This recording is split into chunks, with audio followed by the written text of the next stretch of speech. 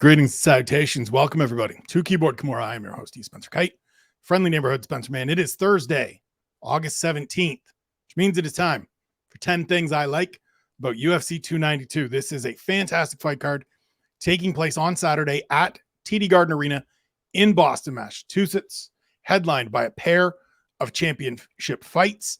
I love everything about this card. I am so excited about this card. I can't wait to get into the predictions and the betting show tomorrow and to sit down and watch this fight card on Saturday. This is the stuff I'm going to be looking out for. So let's get to it. Item number one, Aljamain Sterling's legacy fight for now. So I add the for now because Aljamain Sterling can further his legacy depending on how this fight goes and where it goes after this. But for right now, this is a chance against Sean O'Malley on Saturday to add to the records he already holds in the bantamweight division. He has the most consecutive successful title defenses at 3, the longest winning streak at 9 and counting, streak he's currently on now, and the most wins in division history at 14 and counting. Those things alone set Aljamain Sterling up as at least in the conversation for the best bantamweight in UFC history. Might be the best bantamweight in UFC history, full stop. I don't care about getting into these debates. I don't care about getting into these arguments because everybody can make a case and everybody wants to just ignore other people's ideas and thoughts and things of this nature. And so I just stay out of it and say Aljamain Sterling's really goddamn good. And this is a chance for him to add to it. If he wins on Saturday night, this is what I envision happening. It is what he would like to see happen. And I feel comfortable saying that because 1, he has said it publicly. 2, he said it to me last week. Win this fight on Saturday, defeating Sean O'Malley, make the UFC sugar-free, as he would say. Go up and face Alexander Volkanovski for the featherweight title and go from there. In his mind, win that fight, maybe defend it once or twice, and then we're done.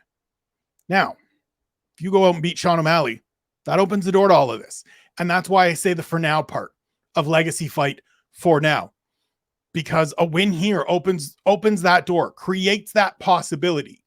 Sets in stone the bantamweight side of things. 3 former champions and the top prospect to close out your run at 135 is absolutely outstanding. Few people can match the resume that he has. He has that earlier win, first round submission win over Corey Sandhagen. The resume, the record, the list of vanquished foes. I know people don't want to give Aljo credit. People don't like Aljo for one reason or another. But the resume is legit. And this is a chance for him to just cement that bantamweight position. Featherweight could create more. And I think Aljamain Sterling can have success at featherweight. He has a good size. He has a good frame for going up there. We know he cuts a bunch of weight to make 135. And so there's some possibilities for the next chapter to add to the legacy. But for Saturday night, it's a chance to absolutely cement his standing in the upper tier, in the pantheon level of greats at bantamweight. And I'm looking forward to seeing if he can get it done. Item number 2, we're getting answers about Sean O'Malley. This is such a critical fight. And the thing that is so fascinating to me about this fight and why I am so genuinely transfixed by this fight and can't wait. I'm going to close my computer when this fight starts so I can just take it all in. The reason is we just don't know whether Sean O'Malley is absolutely lights out or not. And we're going to find out on Saturday. Like, he might be the best bantamweight on the planet. He might be the guy that he says he is. He might be able to go out there and find Aljamain Sterling's chin and put him out. We don't know. There's certainly a group of people and a segment of people that think he is. There's also that other side that thinks it's all fake. That thinks it's not all fake. I shouldn't say all fake. That thinks it is protected. So I have a piece on OSDB coming out on Friday, my UFC 292 preview. And in that piece, I called Sean O'Malley the anointed one because his path has been relatively easy. He has 1 win over a fighter still on the UFC roster. He lost to Cheeto. No contest with Munhoz. Those are the 2 best opponents he fought prior to facing Petr Yan. The thing that I like about it is that Sean O'Malley will be the first person to cop to all of that. I did an interview with him, or my colleague Zach Packleb did an interview with him. I got to contribute some questions. We put a piece together that should be up on the UFC website by now as you are watching and hearing this. And in there we said, like, what do you say to all the people that have been critical of the level of competition? And he framed it out perfectly. Well, I beat Petr Yan, and that's not a guy that you beat if you're not very good. So I must be okay. And yep, everybody before that, I hadn't faced the best competition possible. But I beat Petr Yan.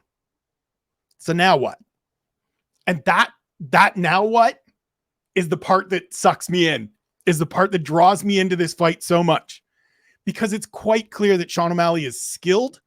He is technical. He has abilities. It's just a matter of, does he have all the way up here abilities? I talked about it yesterday on One Question, the thing that Harry mentioned, the Max Holloway quote of, getting to the upper echelon, getting to that top 3 takes a certain amount of drive, but getting to that championship level is a whole nother ballgame. I don't know if Sean O'Malley's got that next level. I said it yesterday. That's the thing I want to see. But just the possibility, just the questions that exist in this fight on the O'Malley side is enough to draw me in. I'm sold on this fight. I didn't think I was going to be as into and invested in this fight as I am. But the more that I have written about it, the more that I have put stuff together about it, talked to Tyson about it for coach conversations, talked with Harry about it, talked to O'Malley, put that story together. Like, I am all the way in, and finding out whether this kid is the real deal or not is so fascinating to me that I can't wait for Saturday. Item number 3, strawweight banger. My hunch is that the co-main event, the strawweight title fight between Zhang Weili and Amanda Lemos, turns into a banger and a really entertaining fight. It may not carry on that way. It may not be that way for 25 minutes. It may not go that long. I don't think it is going to be a reasonable facsimile of Zhang Weili and Joanna Jędrzejczyk part 1. It might be similar. It might be similar to part 2 of that series. But I do think it's going to be a lot of fun while it lasts. Lemos has keen finishing instincts, good power. We've seen her in there. We've seen her finish the last 2 opponents, choking out Michelle Waterson-Gomez, lost her name for a second, and stopping Marina Rodriguez on the feet without putting her down, just overwhelming her and it being too much. We saw the walk-off knockout of Montserrat Conejo earlier in her career, things of that nature. We know she can crack. We know she can find a finish. Zhang Weili, tested, proven, looking to start a second run after not really having that big of a first run, right? She was in the Absolute Classic with Jędrzejczyk, but lost the title a minute into her second title defense. So as much as she has been at the forefront of this division and in that championship mix for a number of years, she hasn't really actually truthfully cemented her standing in the division ever. Absolutely in that top 3, in that small group at the top of the division, but hasn't ever really truly solidified herself as the best, full stop. This is a chance to. The division's in a bit of a weird place right now. This feels like the start of the next chapter. This feels a little bit like a reset. We've got some other names to look at going forward as potential title challengers in Yan Xiaonan, in Tatiana Suarez. Rose Namajunas has moved up. Carla Esparza is out of the picture. Joanna Jędrzejczyk has retired. And so it feels fresh. But this could be, I got a feeling this is going to be good. I got a feeling this is going to be entertaining. My thought, my guess is that Amanda Lemos comes out looking to take the fight to Zhang Weili and see if she can put her on the defensive. Understand that she needs to be the aggressor. She needs to be the one landing the big shots coming out of the gate. And I think that creates a very, very entertaining fight. Item 4, Ian Machado Garry's next test. This is everything I want for a top prospect. This is all the stuff that I crave. This is exactly what I am looking for a fighter like Garry at this point in time. 2 wins already this year, tremendous performances, rallying against Song Kenan, and then just looking terrific against Daniel Rodriguez. Now he gets Neil Magny in a fight that is winnable, but also one of those ones where you don't want to fuck around. Harry and I were talking about it a little bit earlier in the week, and he said, like, what are your thoughts? Any hint of picking Magny? And I said, no, but it's one of those ones where Ian Garry needs to just be locked in. He needs to go out and fight like he did against Daniel Rodriguez. Full of confidence, but not cocky. Assured of what he can do, but not out here trying to style and be extra. Just go out there and do you, because that's what this fight is. Neil Magny has said, talking to the UFC digital crew this week, that he was already kind of preparing and getting himself in shape just in case an opportunity like this presented itself at this card. He was going to be at the show coaching and cornering regardless. And so he got himself ready. So this is, yes, short notice, but Neil Magny is a guy always in good shape, always has good conditioning, training at altitude. Obviously, that is a part of it. He has some things that can be challenging if Ian Garry isn't dialed in. And this is the one where we just see, okay, he looked great against D-Rod, the guy outside of the top 15 or just in the bottom of the top 15 at the time. Veteran guy. We knew the level. Looked great. Took the next step. Is he ready to take the next one again? Is he ready to get pushing towards that top 10 and facing some of those real established names?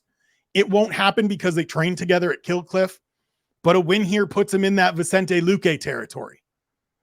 And I don't know right now if I would pick Ian Garry to beat Vicente Luque. Again, I don't think it will happen because they are teammates and training partners in South Florida, but that's sort of the range we're talking about. We're talking about Kevin Holland and Jack Della Maddalena and maybe Stephen Wonderboy Thompson.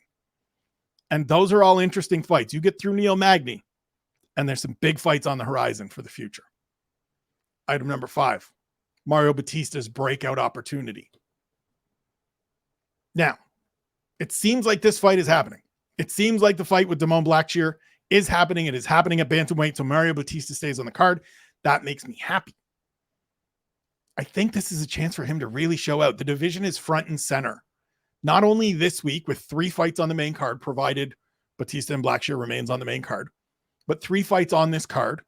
We had the Sandhagen Font main event earlier in the month. We had Kyler Phillips fight. We've got Rinya Nakamura next week in Singapore. A lot of stuff happening in the division in August. And this is a chance for Mario Bautista, while surrounded by a bunch of names, with a bunch of people paying attention to the division, to stand up and say, hi, my name's Mario Bautista and I've won 5 straight. I'm very much a factor in this division. Now that is if he goes out and beats Damone Blackshear. So I guess conversely, a breakout opportunity for Damone Blackshear as well. But this is a chance for Bautista to shine on a big stage. The fight with Cody Garbrandt, the reason it made so much sense for Mario Bautista and was such a smart, quick yes, I'm sure, when that name came across the desk, is because it's a big name that doesn't present as much trouble, as much danger, as much of a challenge as he did in the past. No disrespect to Cody Garbrandt, but he is not the fighter that he was when he was the champion of this division. But he's still a big name. He's still a name that people recognize, that people know. They see him on the lineup and they go, hey, former champion. That's a good win. It's not as good as it was when this losing streak started, or even the first couple losses outside of those championship fights to TJ Dillashaw, which we can adjudicate some other time. But it still would have been a good win for Mario Bautista, who is on a 4-fight winning streak, who has finished his last 3 in the first round, and yet doesn't have a ton of momentum because he's a quiet, unassuming guy in the best division in the sport. This is the chance, even though it's still a lesser name. And there's going to be, as I said yesterday, there's automatically going to be some yeah buts if he goes out and looks great against Damone Blackshear. But you win 5 straight in this division. I don't care who it's against, what the circumstances are. You don't win 5 straight in this division without being really good. And I think Mario Bautista is really good. And I think this is an opportunity for him to go out, push the winning streak to 5. And as I said, stand up and say, pay attention to me, because I'm coming. I'm coming for the top 15. I'm coming for some of the names you know and like and respect and appreciate. And I'm coming for them. Love this opportunity. Item number 6, Chito Vera and Pedro Munhoz is happening. This is one of those fights where, like, you see it announced, doesn't matter whether it's got stakes involved, ramifications involved, whatever it is. Just the fact that these 2 dudes are fighting gets me excited. Because Pedro Munhoz, stylistically, this is the exact fight that you want for each of these dudes. Pedro Munhoz brings the aggressiveness, the willingness to stand in the pocket and trade and take shots and trust his chin that pushes a guy like Marlon Vera, who can be a little hesitant at time. It puts a target right in front of him and says, here, Here's my lead leg. I'm heavy on it. Go ahead and kick away at that if you want. Here's my chin. It's out here. I think it's going to hold up. Let's just get after it, boy. And on the flip side of that, Chito Vera is a guy that Pedro Munhoz will happily try to hunt down, will happily go forward, trying to bomb on, because that's what Pedro Munhoz does. He's allergic. He is incapable of being in a boring fight. You now stick them together, and to me, it is guaranteed excitement. This is one of those fights. It's number 6 versus number 10 in the rankings. Like, these dudes right now are well outside of the championship mix because bantamweight is so damn good and that top 5 is so outstanding. But like, this is 6 versus 10, and it's a tremendous fight. It is a tremendous fight. If you stuck this as the main event on a fight night card, even the people that hate everything the UFC does would be like, yeah, this is a great fight. This is a dope fight. And it's opening the main card.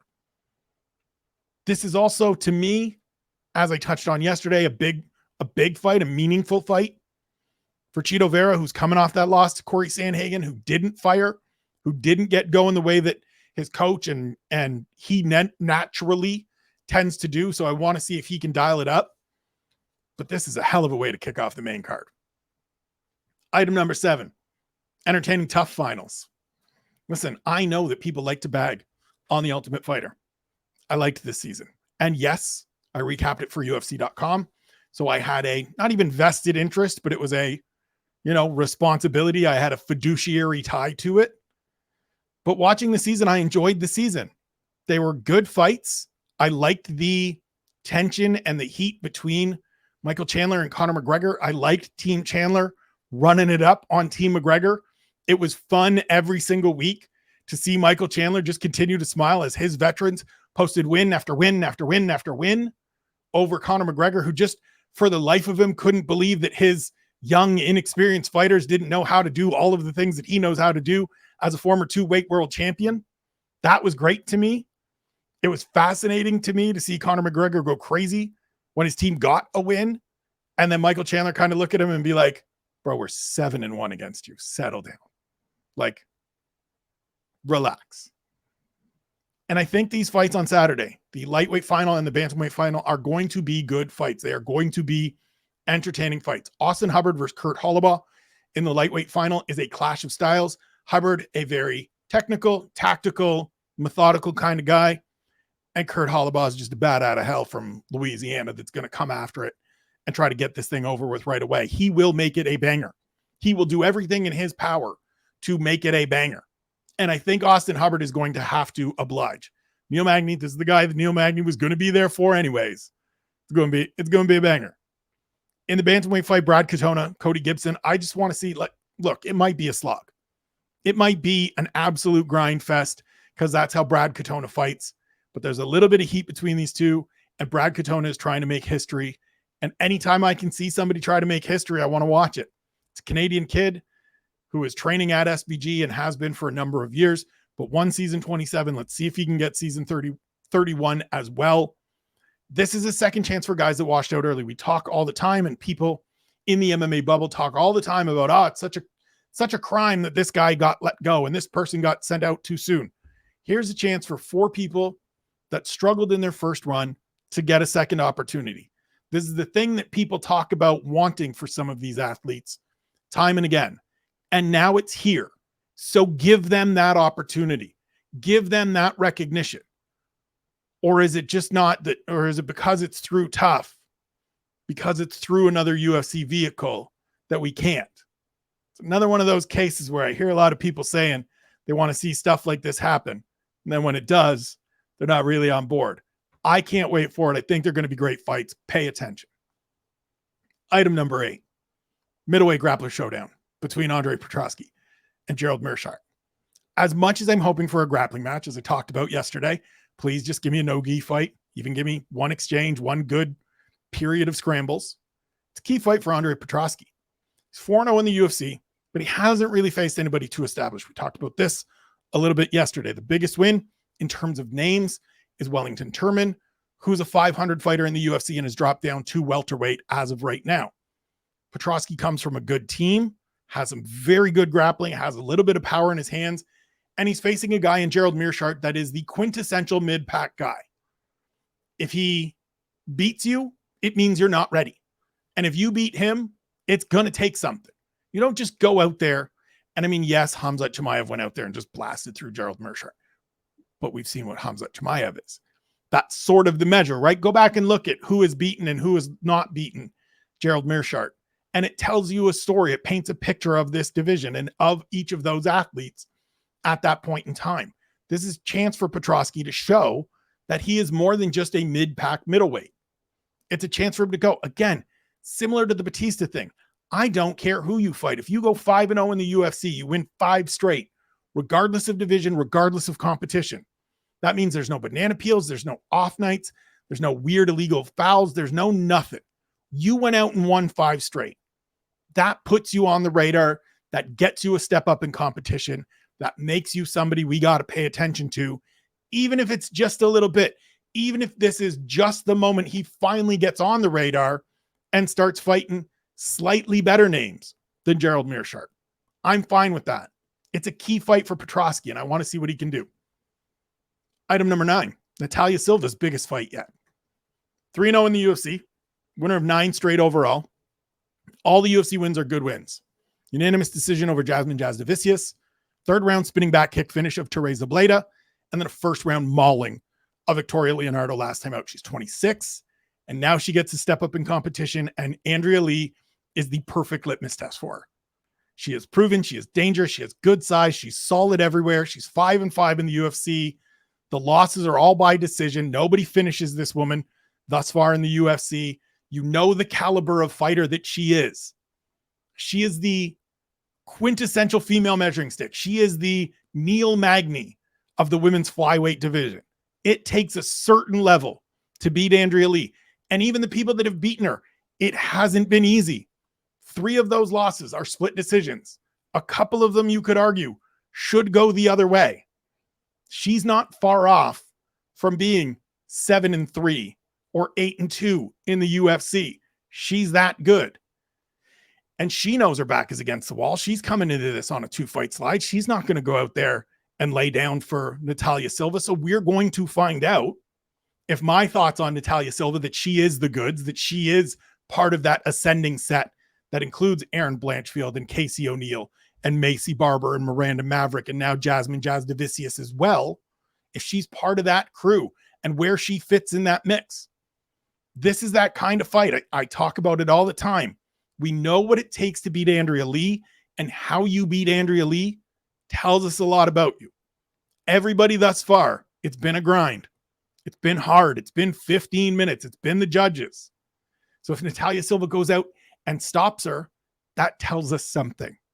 That tells us something in relation to not only her own skills, but in comparison to a Macy Barber that beat Andrea Lee last time out, to a Viviane Araujo who beat her 2 fights back. Fascinated by this fight. Love this fight. Love this opportunity. Love Natalia Silva as a prospect. Glad to see her compete again. Last one before we get out of here. More Karine Silva as well. 2-0 in the UFC, 2 first-round submission wins. Automatically puts you on my radar. Has me in the let me see more camp. Darce choke first time out. Knee bar second time out. Those are quality subs. Those are skill subs to me. And listen, somebody that knows way more about grappling can jump in here and be like, nah, they're not as dope as you're making them sound. But they're not rear naked chokes, right? This isn't you jumped ghillie on somebody that left their neck out there. You got to know how to lock up a Darce choke. You got to know when the timing is there and the execution and finish of a knee bar, as Karine Silva did on Ketlin Souza last time out, where she dropped back and you just saw the knee pop.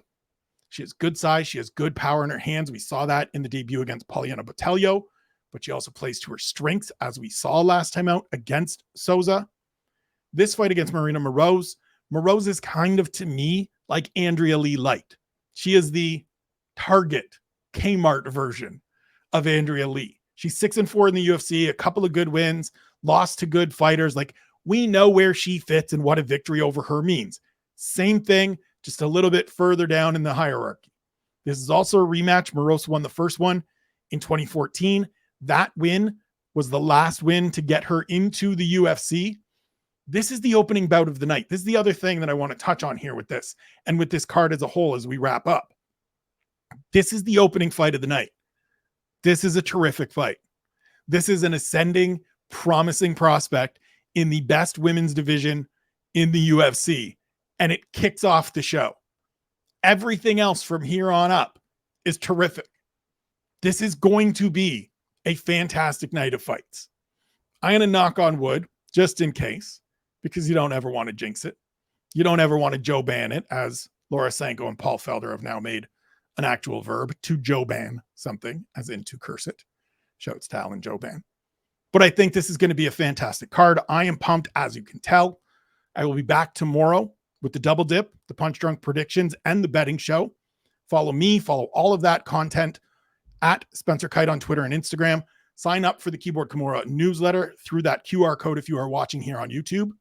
And if you're just listening in your earphones, spencerkyte.substack.com, $0, $5 a month, $50 for the year, gets you everything straight into your inbox as soon as I hit publish, which is, I was going to say just about every day, but we're going to dial that back. We're going to play around with that a little bit just to make sure that all the paid work gets done and some life stuff gets done, and we enjoy the last little bit of summer here in sweltering hot Abbotsford.